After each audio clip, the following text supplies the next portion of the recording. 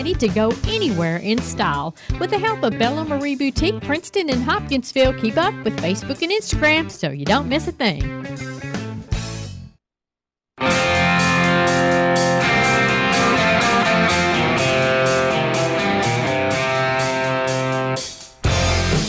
It's time for your SportsEdge.com Sideline Report with Todd Griffin. Talking sports and more here on 1580, 103.3 WPKY and worldwide at WPKYonline.com. Here's your host, Todd Griffin.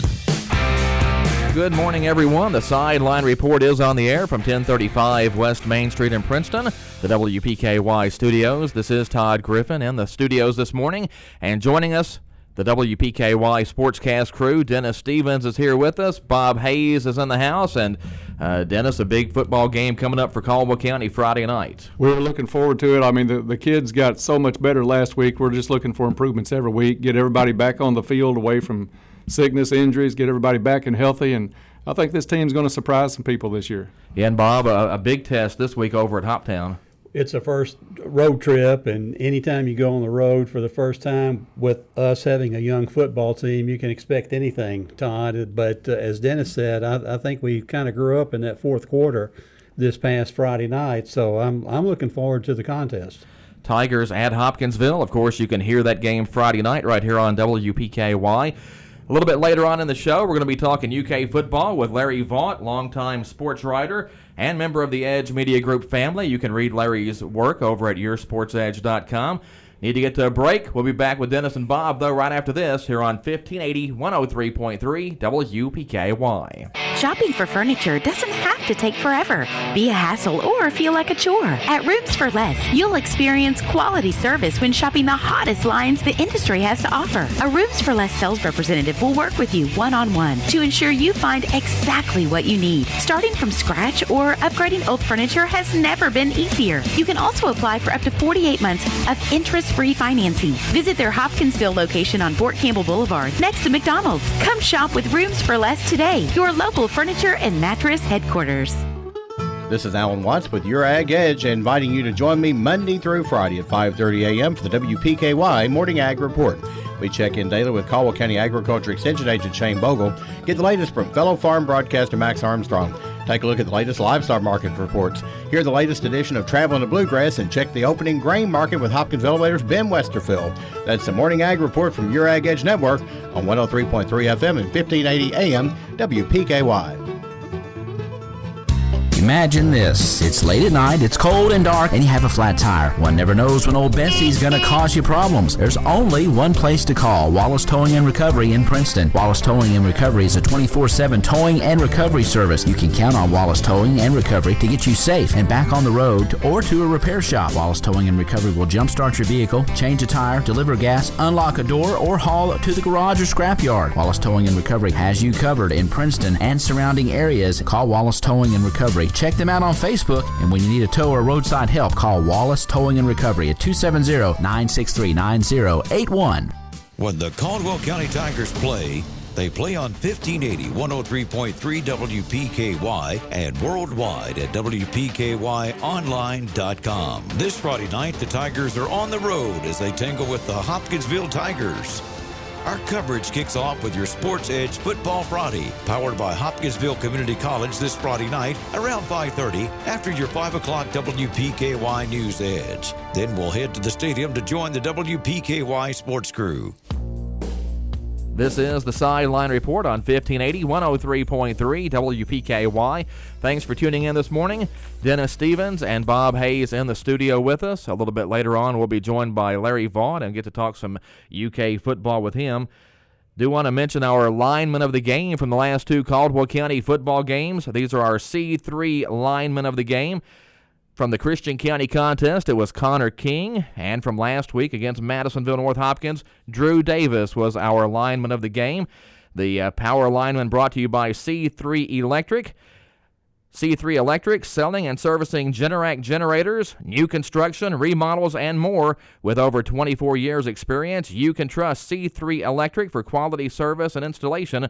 Again, the power lineman of the game brought to you by C3 Electric, and congratulations to Connor King and Drew Davis. And Guys, Dennis, that last game, Drew Davis was all over the place on defense. Drew Davis was laying some hits on Friday night. I think he knocked the quarterback out for a series or so, second quarter wise, and man, he was just ready to play on Friday night. Well, and had a big block punt too.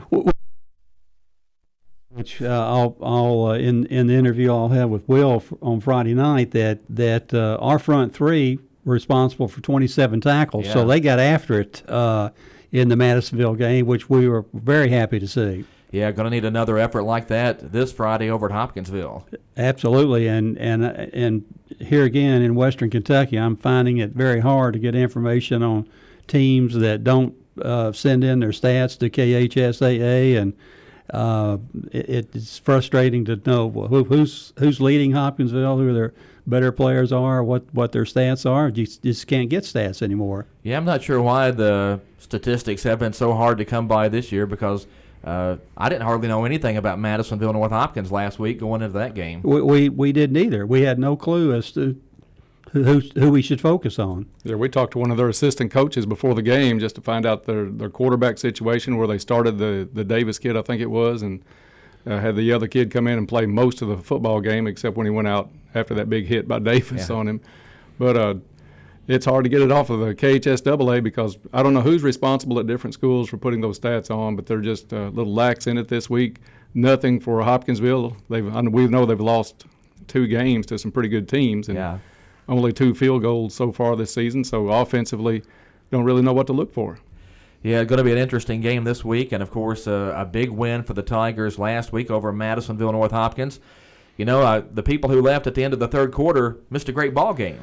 There were several at church Sunday morning that said, we enjoyed your call with Bob on the radio or Friday night. They said especially after we left during the third quarter, thinking Caldwell County's offense just wasn't going to put the points up, and went on home, and boy, they missed a good one. Well, the light, I think, finally came on for the Tigers there in the fourth quarter. Once they got the ball in the end zone once, you know, it was like everything was good to go after that. And the thing that just amazes me is that within one play, we could have had the game tied 6-6. One play later, we're down 14-3, and we're looking to see what kind of character our team was going to have, and they took it down the field, and I'm sure Coach Barnes very pleased with 2 drives that finally resulted in getting into the end zone, and in between, the pick 6 was huge, a great defensive play by the freshman. Yeah, the Tigers with a great comeback. Like you said, when the Tigers went down 14-3, you can almost understand why maybe a few fans headed to the cars, but what a great turnaround there in that fourth quarter. Outstanding turnaround, and the play that I'm still marveling over in my mind is the Jack's 29-yard run after we called that play, and we had the fake to Logan Smiley going right, and the whole Madisonville team collapsed on him. Jack held that ball for a split second like he's supposed to, and then just walked into the end zone. A tremendous fake and play, and Logan carried it out extremely well as well. Well, and the pick 6, I mean, what a big play there. The Gus Fox kid, man, he didn't even think he was going to be playing this much on Friday nights, probably 3 weeks to a month ago. And because of some sickness and some injuries, he's in the starting lineup by surprise kind of on that opening night against Christian County. And he studied. They say he's a smart player, a very good player in practice, learns pretty quickly. He got burned a couple of times on that same pass play, and then Madisonville decided to go to that well. And he said, not this time. He's going to jump that route. And, man, he did. He took it straight on. Yeah, if you go back and watch that play, and we did have it as a Max's moment over at YourSportsEdge.com, Gus is almost waiting on that football. I mean, you can see the quarterback look one way and come back and throw it, and never even saw him standing there. No, he recognized that play after seeing it, 3 or 4 times during the course of the game. He knew what was coming. At least, and that's the play we used to wear Union County out with Travis Newsom. Yeah. Going up fake and then go long, and he was camped out. You're right, Todd. He was there. He didn't have to run to catch the ball. He just had to wait for it to get to him. Again, a big comeback, and Dennis, that just sets up the rest of the season for the Tigers now, because you go 0-2 in a football season when you only have 10 regular season games. That's kind of tough to come back from. But 1-1 now, you know, you can kind of build on that momentum going forward now. There's a lot of momentum there because these kids had played 7 quarters without scoring a touchdown. And then they finally got the lid off the pickle jar, and, they started eating pickles left and right after that. They were into the end zone 3 times. They got the big win, got a double-digit win. So that's a huge difference, especially when you're taking a young team on the road to the Stadium of Champions, which is a little bit intimidating at times to go over there. And they're going to go over there with a little confidence instead of going in, like you said, 0-2 and wondering where the offense is going to come from.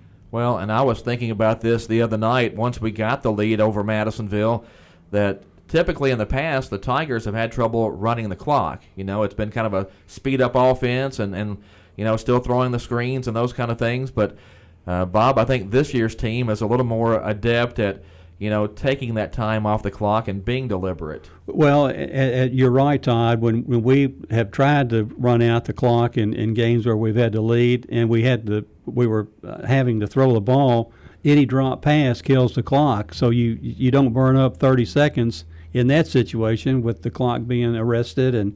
But the running game, that's been the surprise to me. We've got Logan Smiley averaging right at 100 yards a game, and Jack ran beautifully last week. And the other thing is that we play a tough team this week, and that's getting back to our schedule. We don't have pansies on our schedule, and we're looking at down the road probably maybe an improved Crittenden County team. I'm hearing good things about them. Union County is stronger this year maybe than in the last 10 years. So we've got to grow up quick. But you would like to think if you could go back and play that Christian County game again, knowing what the Tigers know now in the fourth quarter from last week, that might play out a little differently. Well, I think they were just kind of feeling it out. Anytime you've got a brand new quarterback, even though Jack did play a few downs last year, having that starter role, he's trying to get used to the speed of the game and get out there and do what he's capable of doing. But a kid that I think gets lost a little bit in this is a Logan Smiley. He, like Bob said, he's averaging almost 100 yards a game, but it's 2, 3, 4 tough yards a carry. I mean, he's getting hit hard. He's hitting that line and keeping those feet going. But one thing that we were impressed with, he's carrying the ball hard, but the first touchdown by Jack last Friday night, if Logan hadn't hit that block in the backfield, that guy probably gets to Jack on that blind side because Logan laid a pancake block on him. He laid him out. Well, it kind of takes everybody in the running game. I've always said that you don't ever really see a big, long run, whatever level, pros, college, high school, without receivers and people blocking down the field. And I think that's something our receivers are going to get better at. You've got a lot of young kids that were thrown into the mix early in the season this year just out of necessity. So when they start getting those blocks in and we do the receiver screens and the little quick outs, I think the offense is going to be able to move the ball a lot better. Well, and it just seemed like getting that win kind of relaxed everybody. I think, practice has had to be a lot better this week, just carrying that momentum.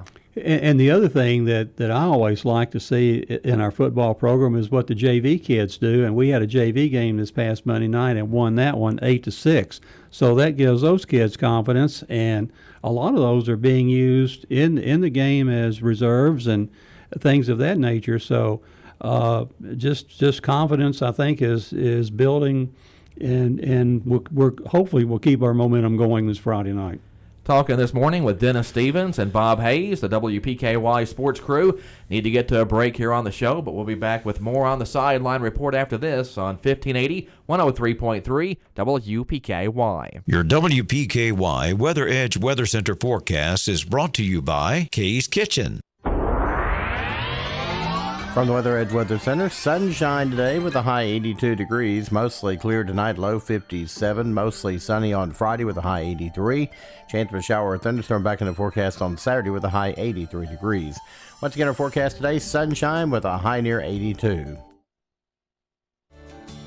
Get ready for back to school with Health First Community Health Center, offering physicals, immunizations, ADHD treatment, and well-child, sick child visits. At Health First, we offer affordable, quality health care for the entire family. We accept K-CHIP, Medicaid, Medicare, and all major commercial insurance. A discount program is available based on income and household size. Call today to make your appointment at 1-877-667-7017.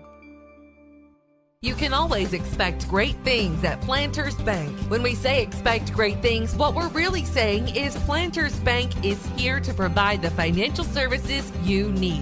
Planters Bank believes in the strength of our community and is a full-service financial institution. Our employees have a true passion for helping our neighbors, and it shows. See Jake Pepper and the rest of the Planters Bank staff at 208 North Jefferson. Planters Bank, member FDIC and equal housing lender.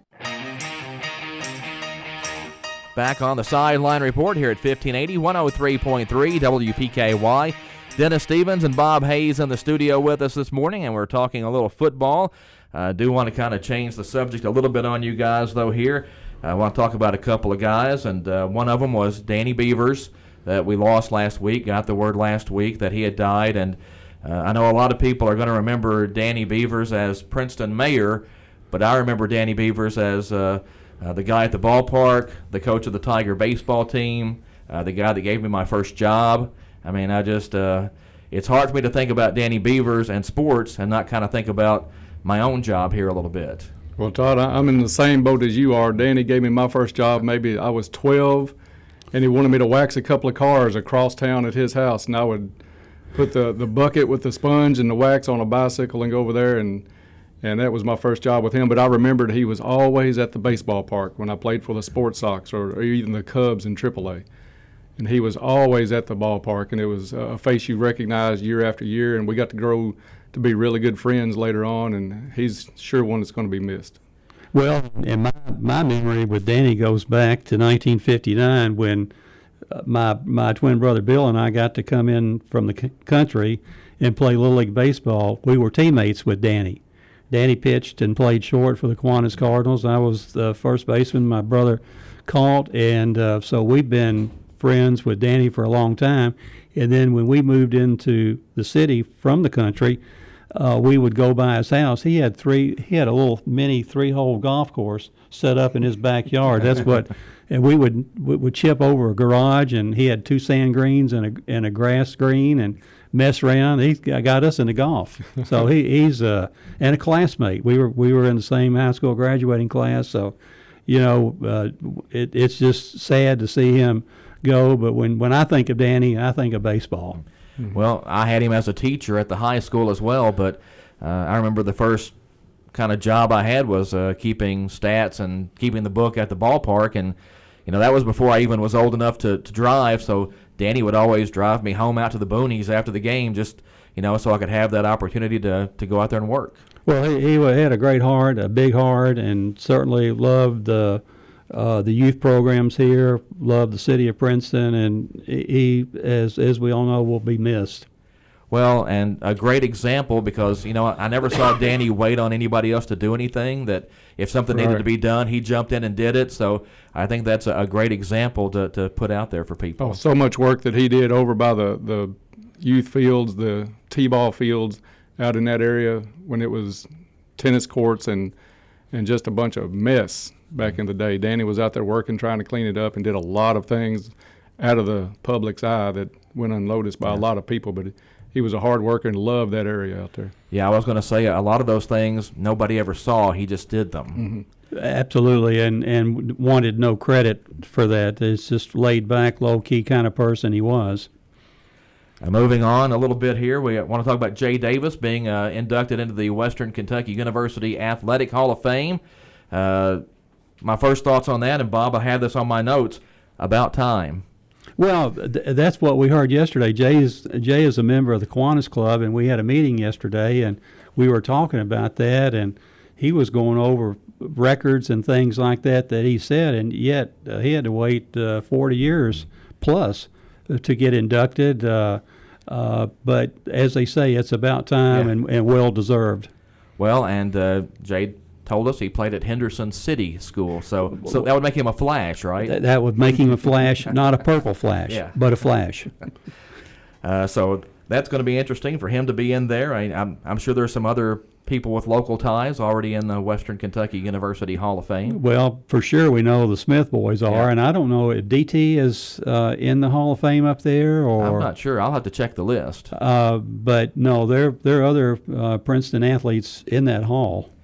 Well, and the next thing we need for Western Kentucky to do is to retire Dwight Smith's number and hang that thing in the rafters at Diddle. Absolutely. That's way overdue. Way overdue. So hopefully we can get that taken care of. But again, congratulations to Jay, and I know a lot of people have talked about that for a long time, and it's kind of like the Caldwell County Football Hall of Fame. You know, there are lots of deserving people, and sometimes they just have to wait too long before they finally get recognized. Right. Jay was telling me yesterday one of the records he still holds is he holds the single game reception record with 15 catches in one game. So, a lot of teams now don't pass 15 times a game, but no, he had a remarkable career up there. Well, and was there during some really good years for the Hilltoppers, because I think they won 2 OVC championships and were runners-up the other 2 years. He was also talking at Kiwanis yesterday. He had 2 coaches on that staff that became head football coaches in the NFL, Joe Bugle and another one he mentioned that I can't recall right now. So, they were well coached. Again, congratulations to Jay. He's being inducted into the WKU Football Hall of Fame. We did talk a little bit about the football game over at Hoptown this Friday. Word out of Hoptown this week is that Zach Moss is going to be the new starting quarterback over there this week, replacing the Jefferson kid. So maybe we'll get a little different look out of the Tigers of Hoptown this week. Well, we really don't have any stats on them yet, but you think they're going to do something a little bit different. They've only put up a field goal in each game they've played this year, although they've played some pretty tough teams. You've got Louisville, Ballard, and Mayfield. That's not an easy opening to your schedule. So I think they're going to try some things, thinking that maybe we're not going to be as tough as one of those 2 teams, and they'll have a little leeway to give some things a shot. But I think Caldwell County is going to go over, especially with that momentum out of that last fourth quarter on Friday night, looking to maybe surprise some people. Well, and we talked about this fact after the Christian County game. Could this be the last time we play Hopkinsville High School? That's a possibility. I understand that when they consolidate, they may still be playing as two schools next year, but the following year they'll mix together if they don't have the school built and ready to occupy. But when you mentioned the quarterback, Zach Moss, is he the baseball player? I'm not sure. I'll have to check on that. Okay, I remember there's a nice baseball player over there. Probably because they had a lot of good athletes that were playing both. Well, but no, I'm sure Craig's mixing it up, unhappy with possibly why he's making the move that he's making, and like Dennis says, it starts at the line of scrimmage, and I know our front 3 defensively is quite good, and I think our offensive line is coming along, and now we've got guys back that we don't have to play them 80 plays a game or 90 plays a game. We can get this ones that hopefully we don't have any more COVID run-ins. I think one of the players that we're going to really like to see back this Friday night is probably going to be Luke Parker. Yeah, because he's going to add a big weapon as a receiver and give Jack somebody down the field. And you get some of these kids blocking. You get Kramer back last week, made a big difference. And you put him with Parker and some of these other kids that have a couple of games under the belt now. I think we're going to see a little bit more offense this week out of Caldwell County. Well, and Luke would help in the secondary as well, give you some depth back there, which I thought that was a big difference from the first week to the second week, was getting some people back in that defensive secondary. Our secondary looked much better last week than it did against Christian County. We finally, in the Christian County game, I think we grew up there when Jack delivered a couple hits on some of the Christian County receivers, and maybe that snapped us out of our lackadaisical play in the secondary, but I thought we played really well last week in the secondary. Going back to the Hopkinsville thing, if you've missed that news, they have voted to consolidate over there. It's just kind of a matter of when, I guess, at this point. But from a football standpoint, next year is the second year of the contracts, so it would kind of make sense to play those contracts out. But I'm not sure how much the football side of it plays into consolidating 2 schools. Yeah, that's going to be a tough one. When you start looking at that scheduling, and do you even keep a big 6A school that's probably going to dominate this end of the state on our schedule? I think we will. That's just a guess on my part, but because we've never shied away from tough competition at Caldwell County. You look at the schedule year in and year out, and we've got some of the toughest schedules of anybody around here. So I kind of hope they keep us on there. I like to see that team, but it's going to be tough. And I just saw on Twitter this morning they got a $10 million grant from the state to help with the building of that school. So it's going to happen. Yeah, it's coming. It's just a matter of when. And like you say, that's going to affect Caldwell's schedule one way or another, because at the very least, you're losing one team off of there. Right. Yes, exactly. And getting back to what you've been saying the last 2 or 3 weeks, Todd, is what are they going to name the school? I've been thinking Christian County Central or Christian County Bend Woods. I know you've had a name that you've thrown out there. I actually took their survey online. I've suggested Edgar Casey High School. Well, I think it's for that community, it's going to be difficult if you call it Christian County anything. I think you're going to offend the Hopkinsville people. If you call it Hopkinsville anything, you're going to offend the Christian County people. So I think you have to find a neutral name out there somewhere that doesn't have Hopkinsville or Christian County in it. Well, and kind of getting back to the Madisonville situation, Hopkinsville, hyphen North Christian, I mean, you can't do that because all those kids in the south part of Christian will be going to Christian County or the new school. You know, I suggested Mystics for the nickname, although to me, South Christian used to have one of the coolest nicknames, and I don't know if they would try to resurrect that, but they were the Green Dragons. I think that would be pretty cool. That'd look good on a helmet, wouldn't it? Yeah. So I don't know where they're going to go with that, but they'd have to get rid of their orange and black and red and royal colors. Well, that's another thing. Do you try to take a color from one school and a color from the other, or do you just start from scratch? I think you go fresh with everything on that, just not to offend anybody, like you said, and make it a whole new deal, and that way it'll eliminate some of the rivalry maybe that comes into the tryouts for the football team, because there's going to be a ton of talent. You could even see some area teams pick up some of these kids, maybe not in football, but basketball teams like UHA or some of the other schools around Hoptown could pick up some of the ones that don't make this team. I wonder if there's any interest from University Heights or either Heritage Christian about potentially starting a football program, because you're going to have a whole lot of kids that aren't going to make the team at the new consolidated whatever Christian County, Hoptown, whatever high school. There's going to be a lot of kids out there that could play football, and you could put together a pretty nice team. Christian County at least brought 60 players to Princeton in game one, and Hopkinsville loaded with 50 to 60 players, so you can't have a squad of 120 players. Something has to give there. So that's something that maybe UHA guys are deciding on how they want to approach this consolidation. And, Heritage Christian is in the process of joining the KHSAA after years of playing in one of the Christian leagues. So this could be an opportunity for them to, like I said, step up and not just grab some athletes, but, increase your student body as well. I think so. And you look at their volleyball teams got off to a good start at that school. So, it's being talked about over there. There's going to be an overflow of kids, and they're going to go somewhere. So why not keep them in Christian County and let them play somewhere? Well, Caldwell County football is going to go over to Hopkinsville on Friday. Stadium of Champions, 7 o'clock kickoff. Our coverage begins at 5:30. And, guys, I like to think we have the most comprehensive high school football broadcast team out there. Todd, we've gotten so many compliments on the broadcast, and especially the added presence down on the field with the Go Green sideline reports that you're doing. People are loving that. And then Gary Goodacre, I got a kick out of Gary.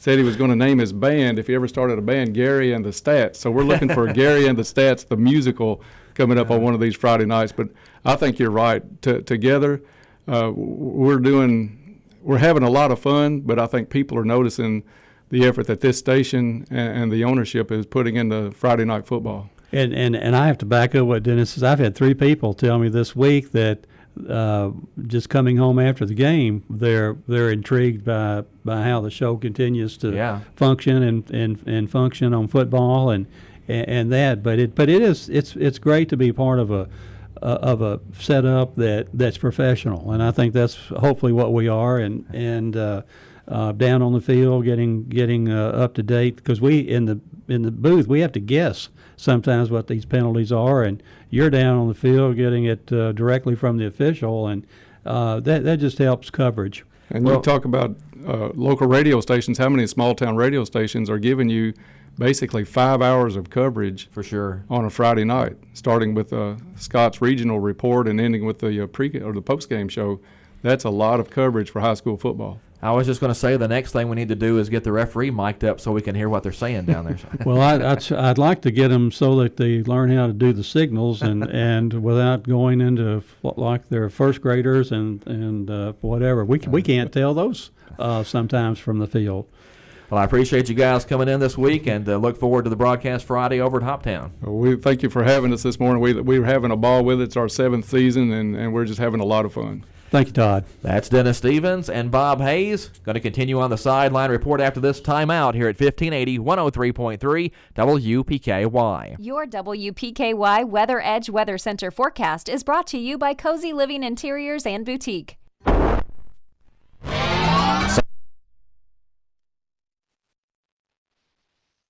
7. Your Weather Edge Weather Center forecast for Friday, mostly sunny with a high 83. 30% chance for shower or thunderstorm. 30% chance for shower or thunderstorm on Saturday with a high 83 degrees.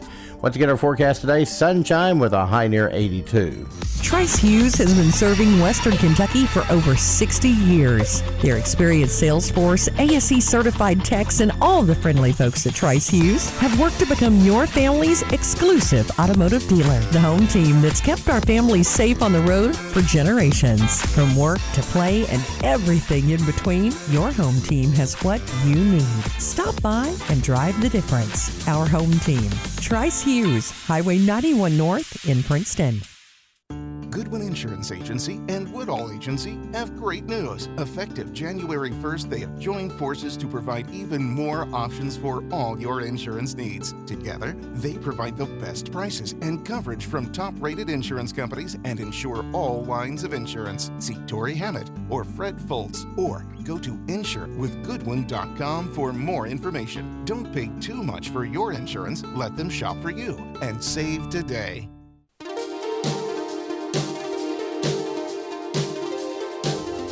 This is the Sideline Report at 1580 103.3 WPKY.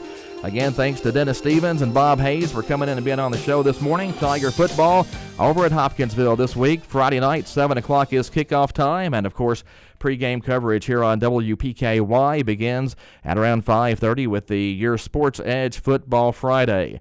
Going to change gears a little bit now. Joining us on the phone is Larry Vaught. He's a longtime UK sports writer, and like I said earlier, a member of the Edge Media Group family. You can read Larry's work over at yoursportsedge.com. Larry, good morning. Thanks for coming on the show this morning. Well, thanks for having me, Todd. Absolutely. UK football season's right on us. Just a little over 48 hours away from it getting started. Anticipation, a lot of excitement, and so. Well, I've seen several predictions this year, and some of them say 10-2, some say 11-1. Are the Cats going to be that good? Well, I would like to think so, but 46 years of watching while I've been working like this tells me that making a 10-win prediction is jumping out there pretty far, because I think they won 10 games in '77, won 10 games in 2018. So to put another 10-win season out there that quick, that's a little bit for me. But I'm so excited, and maybe if everything falls exactly in place, it could be. But it's a team that's built success. I mean, they're only starting 2 sophomores, one on offense, and he's a third-year player, and Eli Cox, and one on defense, and Carrington Valentine, and on defense, every other starter is a senior, and there's only 3 or 4 players on the 2-deep depth chart that are not juniors or seniors. So this is a team that certainly has the experience, has the depth, and thinks it has the talent to make big noise this year.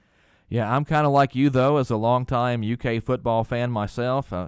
I love that people are saying 10 wins or 11 wins, but I'm going to have to see 11-1, I think, before I really believe it.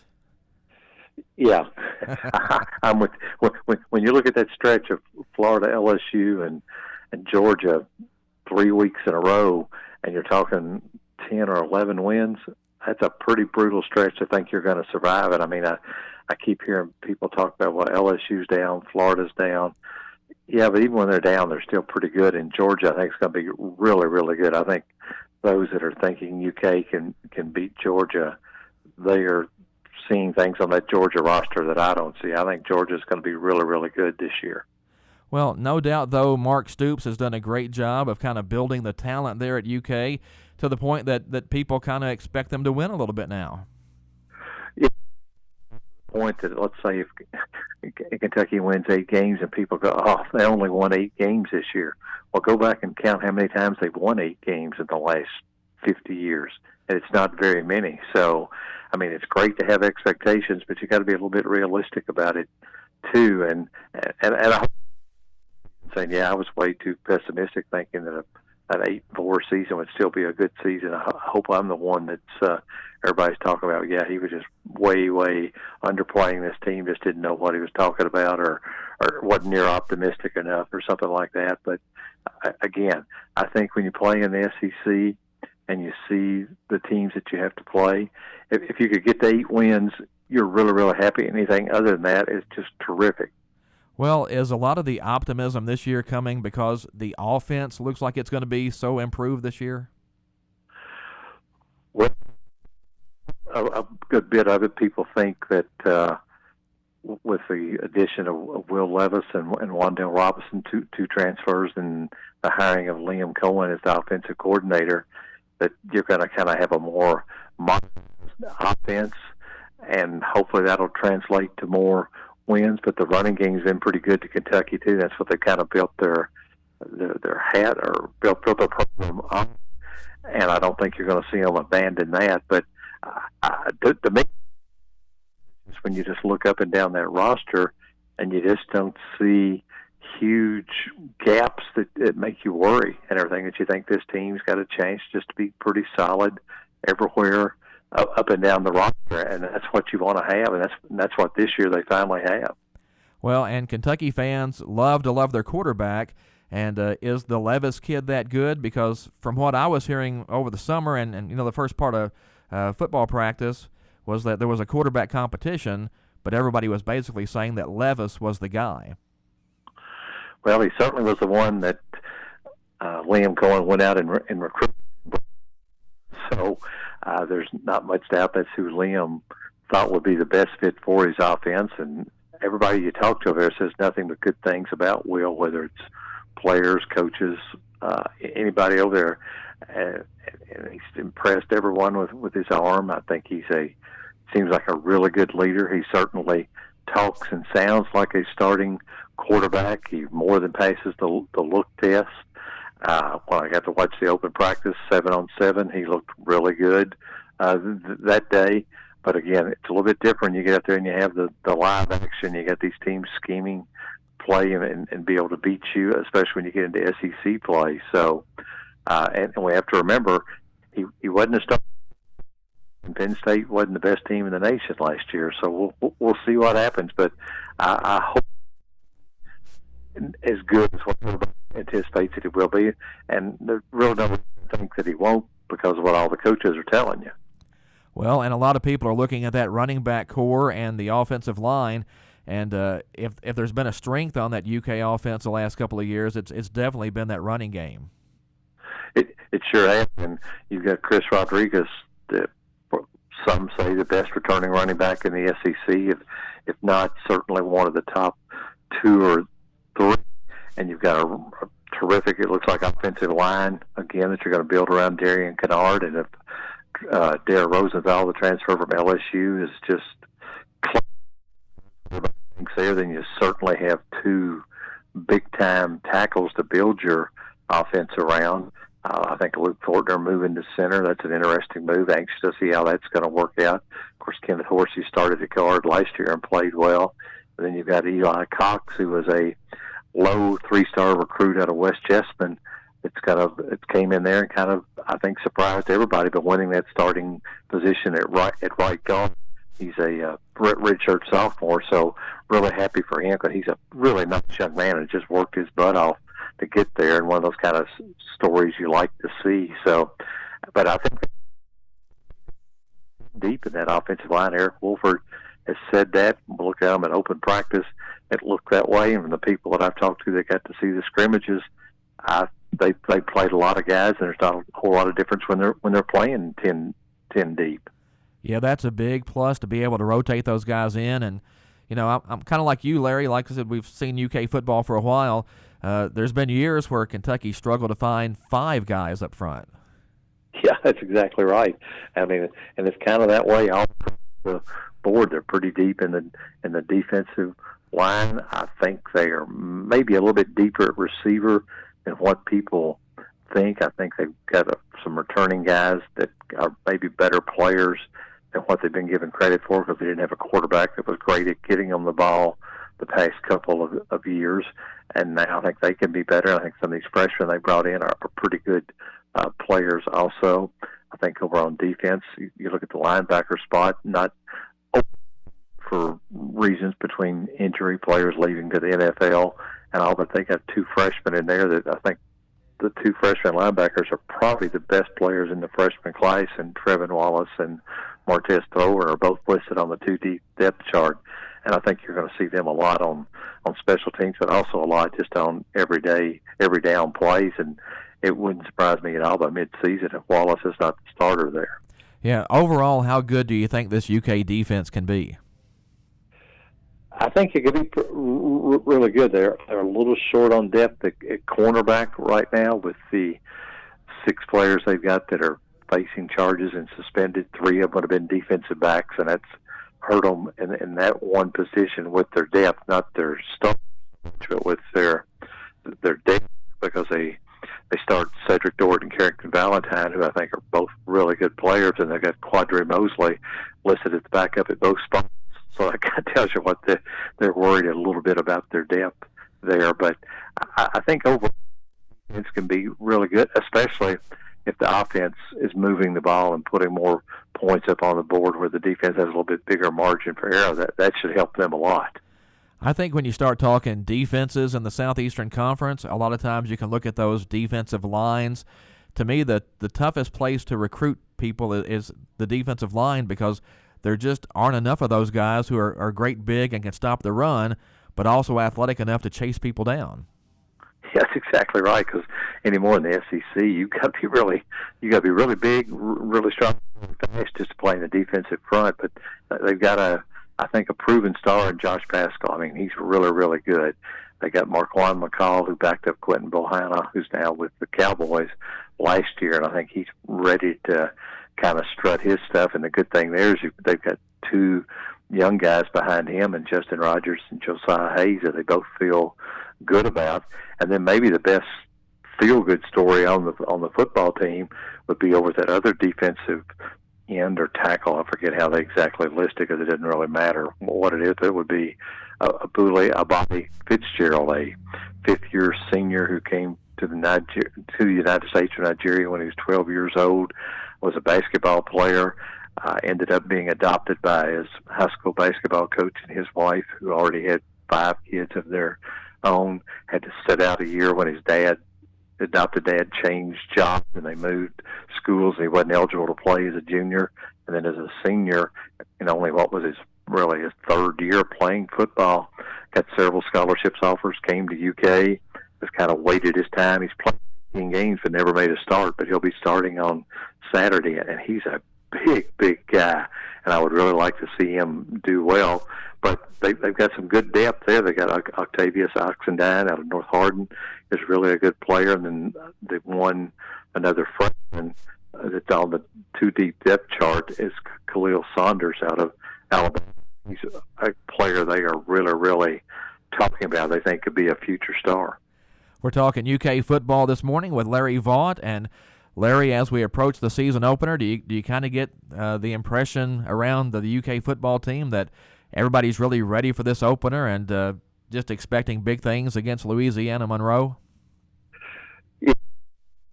Big things this week, then you've got to worry what lies ahead, because with Louisiana Monroe, I think their last winning season was 2011, 2012. Didn't win a game last year, never even led in a game last year. And Terry Bowden, the new coach, who certainly has a nice pedigree of his own, has brought in 40 or more new players. They didn't even put out a depth chart, so nobody really knows what they're going to have or not have. But Kentucky's a 30-point favorite for a reason. So I think if you don't see a pretty impressive outing this week, then you might really kind of start to wonder, well, have I got way too optimistic? Even though most teams traditionally have not been overpowering in game one. They've struggled, so I'm hoping that is not the case this year. I think they need to come out just for their confidence and the fans' confidence and put a pretty good beating on ULM, and they should take each team. Well, and hopefully a lot of fans can get into Kroger Field this year and kind of help boost things too. Yeah, mobile ticketing and parking, which I'm too old to figure out. I would just say I think it's probably going to be a mess getting in there. I'm almost talked myself out of going because of the issues of worrying about whether I can find it on my telephone somewhere to pull it up, whether I'll have connectivity, because cell phone service is pretty bad over there on game day, and then whether the folks that are trying to buy and take the mobile passes are going to know everything they're doing with their scanner. So I would suggest if you're going to the game, be prepared for long waits to get into parking lot. Stay both. Talking about UK football, and Larry, the schedule's never going to get any easier. Heard this summer that Texas and Oklahoma are eventually joining the SEC. What's kind of your take on that coming in, and how does that affect Kentucky? Well, it's probably not good for Kentucky, I don't think. I mean, if you want to be honest, that's two more programs that are really, really good, and for Kentucky football, that's just going to make it that much more difficult. And I know you say, well, hopefully it'll help recruiting, but I think Kentucky's recruiting at a really high level right now, and I don't know that that's going to really amp it up that much more for them. But I'm even wondering what impact it's going to have on a lot of other sports, because Texas and Oklahoma are good in a lot of sports. It's going to make for a great SEC and a lot of great in-season competition. But when it comes time for postseason, I don't know whether it can impact you or not, but it's something I never thought you would see this many good teams all in one conference, and I hope to see a Kentucky-Texas or a Kentucky-Oklahoma game in football. I think that'd be pretty cool. Well, do you get the feeling the SEC is done expanding? Did this just kind of fall in their lap, or do you think eventually we're going to see a 20 or 24 team conference? At this point, because I don't think most of us knew that they were going to make this change that they did make, and it kind of came out of nowhere. And so I think with the way different schools are kind of repositioning and thinking about what's best for them in their future, nothing would surprise me with what they're doing. And if probably one or two other of the big powers decided to break, then you're going to come to the SEC, and it's with the powerhouse lineup they have now. You just kind of wonder. I mean, surely Clemson, Ohio State wouldn't pull out and come to the SEC, but I don't know about you, Tom, but I never thought Oklahoma and Texas would either. Well, yeah, that's kind of where I am, because you like to think that you're kind of on top of things and keeping up with things, but when the story broke that Texas and Oklahoma were considering the SEC, that caught me off guard. Yeah, I mean, it's just something, how they kept that quiet for that long while that behind-the-scenes negotiations was going on. That still, to me, is the most amazing part of it all. Well, Kentucky football opening up the season this Saturday at home against Louisiana Monroe. And, Larry, I do like the 10-2 and 11-1 predictions, but keeping fingers crossed for just a good season for the UK football team. Yeah, so if they go 8-4, I sure hope nobody feels. I mean, I guess it's okay if you feel disappointed, but don't be despondent about it, because if they can get to 8 wins, that's still a really, really good football season. And I certainly hope they do better than that. But again, some of these other teams, you got to remember, they still this year. We can't beat them. Let's just wait till next year. Yeah, it's the SEC, and I remember just looking at that schedule in years past, trying to find those 6 wins that would get you into a bowl game. Yeah. Well, I think if they didn't get to that point, I would be really, really disappointed in this group. But I think they can do that, and I think it's not a real stretch to stand out there and say, well, here's where I think they can win 8. I don't think you have to get real bullish or put on just blue glasses to think that. And once you get past 8, I mean, yeah, everything could fall in place, and they could get more than that. But things could not fall in place, and they could end up with 8. And again, that wouldn't be the end of the world by far. Well, Larry, I appreciate you coming on the show this morning. As always, fun to talk to you, and we'll be watching the Cats and hopefully, pulling for those 10 or 11 wins this season. Yeah, that would be good. Let's keep up. Be sitting here talking in 3 or 4 months about what a big bubble they're going to because they went 11-1, wouldn't it? Absolutely, Larry. Thanks, appreciate it. You have a great day. All right. That is Larry Vaught, longtime UK sports writer. And again, you can read Larry's work over at yoursportsedge.com. Lots of stories up about the upcoming UK football season. Thanks to Dennis Stevens and Bob Hayes, the WPKY sportscasters, for coming on the show this morning. Appreciate them coming into the studios and being with us. Sports action today, a lot of it has been canceled on the Caldwell County High School schedule. Girls soccer is still on at Todd County Central today. That's at 6 o'clock for varsity. But Caldwell County volleyball at Hopkins County Central has been called off. Golf over at Providence against Webster County has been called off. And the Tiger soccer team was going to go to Ohio County today for the date that was supposed to be Tuesday. Well, that date has now been pushed back to October 2nd. Caldwell County Middle School football is at home today against Christian County. The Middle School Tigers playing at 5:30 out at Tiger Stadium, so check that out. And don't forget, coming up Friday night here on WPKY, Caldwell County at Hopkinsville over at the Stadium of Champions. Kickoff time 7 o'clock. Pre-game coverage here on 1580, 103.3 WPKY starting at around 5:30. That's going to wrap us up for the Sideline Report for this Thursday. This is Todd Griffin. Thanks for being with us here on 1580, 103.3 WPKY. WPKY, Princeton. Fox News, I'm Chris Foster. What's left of Hurricane Ida is moving over New England today after historic rain in New York. NYPD officials have reported at least 8 deaths in New York City, including a 50-year-old man, a 48-year-old woman, and a 2-year-old boy.